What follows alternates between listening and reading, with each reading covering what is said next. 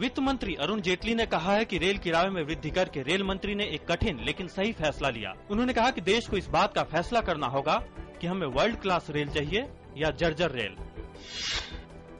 सूचना और प्रसारण मंत्री प्रकाश जावड़ेकर ने भी रेल किराए में वृद्धि को न्यायोचित ठहराते हुए कहा कि इसका उद्देश्य यात्रियों को बेहतर सेवा और सुविधाएं देना है। उन्होंने कहा कि किराए में वृद्धि का फैसला पिछली सरकार का ही था और हमने इसे सिर्फ लागू किया है। अमेरिका के 2 प्रभावशाली विधि निर्माताओं ने अमेरिकी कांग्रेस अध्यक्ष से अनुरोध किया है कि वो प्रधानमंत्री नरेंद्र मोदी की सितंबर में संभावित अमेरिकी यात्रा के दौरान उन्हें कांग्रेस के संयुक्त सत्र को संबोधित करने दे। प्रतिनिधि सभा की विदेश मामलों की समिति के अध्यक्ष एड रायस और सांसद जॉर्ज ने प्रतिनिधि सभा के अध्यक्ष जॉन बोहनर को इस बारे में पत्र लिखा। आंध्र प्रदेश के राज्यपाल ने 15 वर्षों के लिए राज्य को विशेष दर्जा देने की मांग की है। आंध्र प्रदेश विधान परिषद और विधानसभा की संयुक्त बैठक को संबोधित करते हुए राज्यपाल ESL नरसिम्हन ने विभिन्न मुद्दों पर राज्य सरकार की नीतियों का उल्लेख करते हुए कहा कि कर्ज विभाजन, सत्ता का बंटवारा और शिक्षा क्षेत्र के मुद्दों का निपटारा सतत सिद्धांत पर होना चाहिए और इसके लिए एकरूपता समय की मांग है।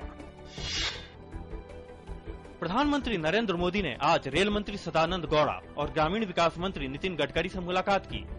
3 घंटे लंबी चली बैठक में मंत्रियों ने ढांचागत विकास का प्रेजेंटेशन दिया। पिछले हफ्ते भी कृषि और आपूर्ति मंत्री ने भी इसी तरह प्रेजेंटेशन दिया था। भारत में इराकी राजदूत अहमद तहसीन अहमद बरवारी ने कहा है कि उनकी सरकार भारत सरकार के साथ मिलकर काम कर रही है और इराक में फंसे भारतीयों की सुरक्षा सुनिश्चित करने की पूरी कोशिश कर रही है। उन्होंने कहा कि इराक सरकार मोसुल में बंदी बनाए गए 40 भारतीय नागरिकों को बचाने की पूरी कोशिश कर रही है। इस बीच इराक के हिंसा प्रभावित क्षेत्रों में फंसे 16 भारतीयों को बाहर निकाला गया, जबकि अगवा किए गए 40 भारतीयों में से एक मोसुल शहर में अपहरणकर्ताओं के चंगुल से निकलने में कामयाब रहा।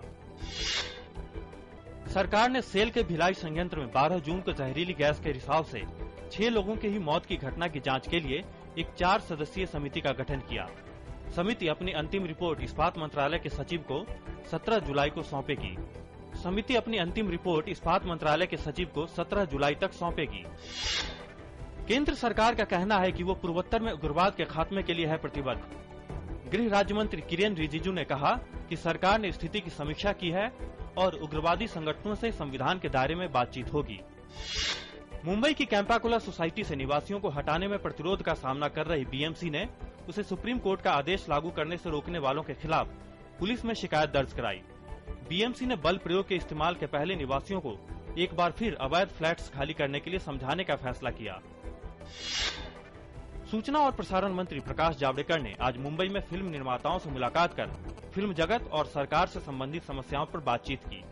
उन्होंने भारतीय फिल्मों को अंतर्राष्ट्रीय मानकों की तरह बनाने पर भी चर्चा की। सूचना एवं प्रसारण मंत्री ने कहा कि सार्वजनिक प्रसारक दूरदर्शन को दर्शकों की पहली पसंद बनाने के लिए कई कदम उठाए जाएंगे। केंद्रीय वाणिज्य मंत्री निर्मला सीतारमण ने आज आंध्र प्रदेश से राज्यसभा के लिए अपना नामांकन दाखिल किया। सीतारमण फिलहाल संसद के किसी भी सदन की सदस्य नहीं है। भारतीय अंतरिक्ष अनुसंधान संगठन ने कहा है कि भारत 30 जून को देश में ही निर्मित रॉकेट PSLV C-23 के जरिए 5 विदेशी उपग्रहों का प्रक्षेपण करेगा। इनमें फ्रांस, जर्मनी और सिंगापुर के एक और कनाडा के 2 उपग्रह शामिल हैं। इन 5 उपग्रहों को श्रीहरिकोटा के सतीश धवन अंतरिक्ष केंद्र से प्रक्षेपित किया जाएगा।